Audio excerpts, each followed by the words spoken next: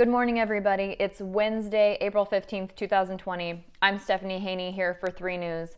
I have your latest updates on our headlines on WKYC.com and our WKYC app.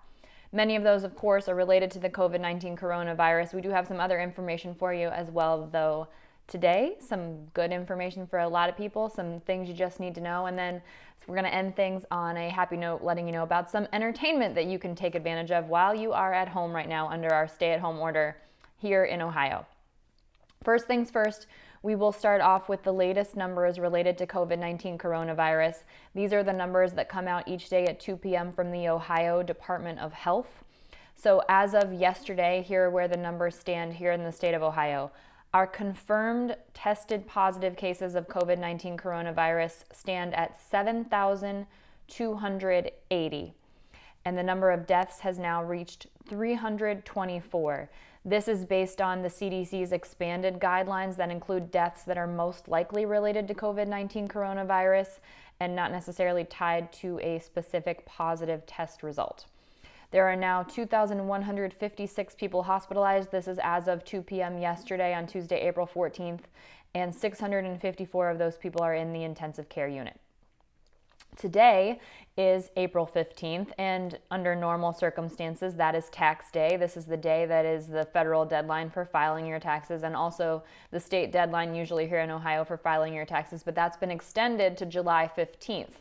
Now, keep in mind, if you are owed a refund, you can file still early. You can file now. You don't have to wait until July 15th. It's just like any other typical tax time. If you're expecting a refund, you can go ahead and file so that you can get that money sooner rather than later. But if you are not expecting a refund, if you are expecting to break even or to owe money, you have until July 15th to make that payment and do that filing. You will, of course, still be able to apply for an extension if you need more time beyond July 15th, but that is the deadline if you don't file an extension now for federal and also state taxes here in Ohio. Today, many people woke up with stimulus checks in their bank account if you have direct deposit with the IRS, but a lot of people didn't wake up with stimulus checks in their bank account. Now, there are several people who don't qualify for these stimulus checks under the U.S. CARES Act. There are income level restrictions, of course, which we have on WKYC.com and our WKYC app, but here's more people who don't qualify that you might not necessarily be aware of. If you can be claimed as a dependent on someone else's tax return, you don't qualify for one of these stimulus checks. For example, this would include a child or a student or older dependent who can be claimed on a parent's return. If you don't have a valid Social Security number, you do not qualify for a stimulus check under the U.S. CARES Act. If you are a non-resident alien, you don't qualify for a stimulus check under the U.S. CARES Act. And you also don't qualify if you filed any of these forms for your taxes for your most recent tax filing, whether that be 2018 or 2019. That's Form 1040-NR, Form 1040-NREZ, Form 1040-PR, or Form 1040-SS for your most recent tax filing.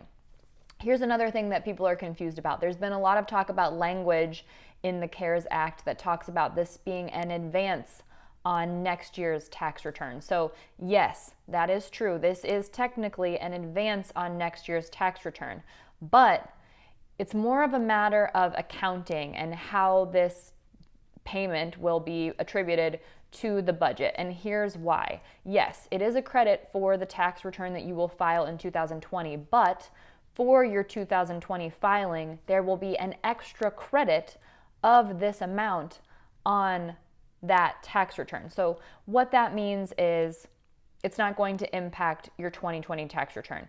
If we were not in a pandemic right now, if there had been no stimulus check payment right now, there would be no credit on your 2020 tax return. So the two will even out. You will not have your 2020 tax refund if you're getting one reduced by any amount that you receive today. And you also will not have to pay taxes on any amount that you see today. So this should not have an impact on your future tax filings. Just keep that in mind if that's something that you were concerned about. Now, going back to the people who are not eligible for one of those stimulus checks. college students are largely being left out of this. That's because dependent young adult children don't qualify for that $500 dependent payment that parents will get. In order for parents to get a payment for a dependent, that dependent has to be 16 or younger. And college students who are claimed as a dependent on their parents' most recent tax filings aren't eligible, because if you are claimed as a dependent, you're not eligible. So college students, unfortunately, who are claimed as dependents are largely not eligible for the stimulus check, so keep that in mind. Now, if you do not fall under one of those categories of people who are not eligible and you still didn't get your stimulus check, we have a link to the website where you can go, and I'll tell you that right now. It's irs.gov/coronavirus/get-my-payment. I'll tell you that again, irs.gov/coronavirus/get-my-payment. And if you go there, you can track your payment and see what's happening with it. And if you didn't have direct deposit before, the link is now live for you to give the IRS your bank account information so that you can enter into direct deposit and get that sooner. And if you don't do that, it will take you longer to get your stimulus check if you do qualify. So keep that in mind. Now, there is a new bill that's being proposed to potentially provide monthly checks to Americans. This is proposed by our Ohio Democrat, Tim Ryan, and this would allow Americans to get monthly checks of $2,000 per individual through the run of this pandemic. He proposed it with another Democrat, and they are saying that the one-time, potentially $1,200 payment, maybe less depending on your income level, is simply not enough for people who are struggling. And this would also sort of potentially maybe bridge that gap for college students. We need to be more clear on the language of the bill. But under the bill, Americans 16 and older making less than $130,000 would receive up to $2,000 a month. Married couples making less than double that amount would receive up to $4,000 a month. And people who have dependent children would receive an additional $500 per child per month. That's up to 3 children. So potentially another $1,500 per month if you have dependent children.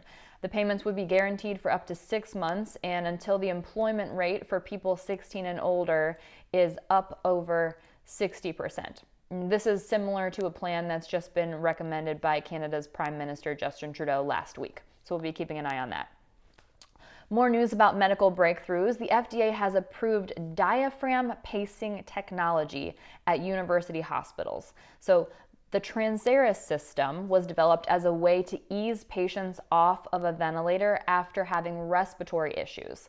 Officials say that the use of the Transeris medical device could reduce ventilator burden in COVID-19 patients by as much as 26%. The Cleveland-made device has been given emergency medical approval from the FDA to move forward with further testing. This is very similar to the emergency medical approval that was granted to Rutgers University related to that saliva test to confirm COVID-19 diagnoses, which we talked about yesterday. According to university hospitals, the system simulates normal breathing mechanically and can help to move patients off ventilators much earlier than they previously could be moved off ventilators, which would be obviously incredibly impactful when it comes to treating the people who have the more severe cases of COVID-19 coronavirus. Now for that good entertainment news we were promising you. The Cleveland International Film Festival is now streaming. This year's theme was See Beyond. This is the 44th Cleveland International Film Festival, and due to necessity, they have gotten creative, and you can now stream those films right from your own home. The festival typically takes place in March, and it brings in thousands of visitors, but it was canceled due to COVID-19 concerns. And here are the details for how you can find those streams, find those films, which so many people look forward to each and every year. They are live now, and that will run through Tuesday, April 28th. You will have to purchase tickets for single screenings. It's $8 per film, and you can get an all-access login credential if you become a member for the Cleveland International Film Festival.